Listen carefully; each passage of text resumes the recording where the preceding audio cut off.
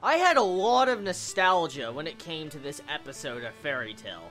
I don't know if I'm the only one that felt it, but, you know, even though this episode was pretty much Fairy Tail hunting down a weird-shaped fish mole, I was like, it reminded me of the past of Fairy Tail. It reminded me of the earlier assignments that Fairy Tail was given, our gang was given to try to do and make money from. And to see this, it brought back a lot of memories I had in the past when I first started Fairy Tail. So this episode, for the most part, I think you can get a lot of nostalgia from it. The first half pretty much just shows you Fairy Tail doing Fairy Tail things, taking guild missions, and just trying to accomplish things. The main concept of this episode is getting to see our characters just stop this mole from wrecking the town, get rid of it, and make the town go back in harmony. That's pretty much the main concept of majority of this episode until right towards the end of the episode. Before I get into the end, let's just talk about this mole.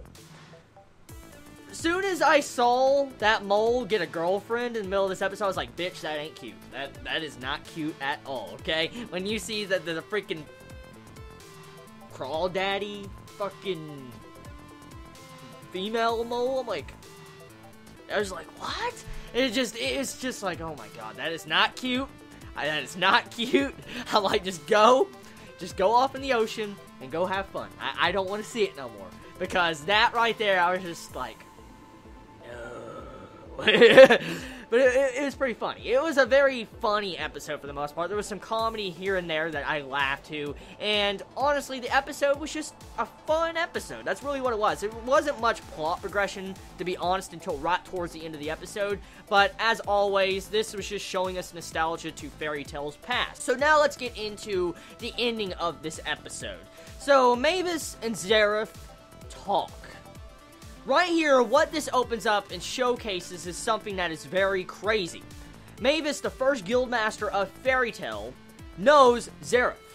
That right there was just a big fucking eye-opener, because, you know, Mavis is supposed to be invisible like a ghost, and nobody's supposed to be able to see her. But Zeref was able to sense her and know she was there the entire time. And what's very scary, at the end of this episode, you have a declaration that Zeref is going to have a one-sided annihilation of humankind. He's going to kill everybody, and he's not going to let any human live at all. And he's going to bring world harmony, and he's going to bring regeneration. Even though when he did that, you saw the world dying around him. I thought that was really freaking cool, the way the words were used with that entire saying, because Zeref, as we know, every time he, you know, walks around or uses his magic, everything dies around him, like plant life, people die, and all sorts of stuff like that. So when he brought up, like, world harmony and regeneration, I was like, the irony, the fucking irony in that. Now, I do like, you know, Zeref's motives kind of in this episode, how he reveals, stating, like, if the world that continues to reject me, I will reject the world. And so he's going to probably build a new world, he's going to kill all humanity, and he's going to build a new foundation. Now, here's the thing. It shows in this episode that Zeref has been waiting around for a long time. Many ages, many civilizations for hundreds of years. He's been watching civilizations grow and then destroy themselves and then grow again. He's seen it over and over, and he's seen conflict, wars, death, plague, disease, all sorts of stuff constantly, and it never changes. It's always the same outcome. That's what he stated in this episode, and that's why he's going to change things. And he says humans technically are long dead. People are long extinct. So, I like that a lot. I really like the way Fairy Tail mixed in that way. Hiro Mashima wrote that entire scene with Zeref and Mavis. Now, one thing I will say, though, I do like the way they use the atmosphere and feels at the end of this episode, especially with that entire conversation. The voice actors definitely nailed it, added the impact to that scene, and it definitely got me pumped up for future events of Fairy Tail.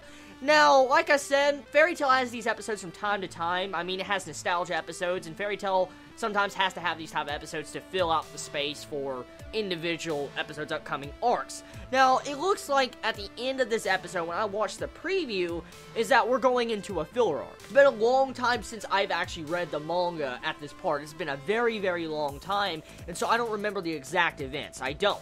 So, I could be wrong, but it looked like next episode was filler from the preview I saw with, you know, Sabretooth. So, like I said, if we are going into filler, I guess it's a perfect time to go into filler, because, I mean, Fairy Tail at the moment, it doesn't want to catch up with the manga. Like, for instance, we don't want Fairy Tail catching up with the manga because that was the entire reason Fairy Tail got canceled in the first place, because it got too close to the manga and it had to go on a hiatus for an entire year.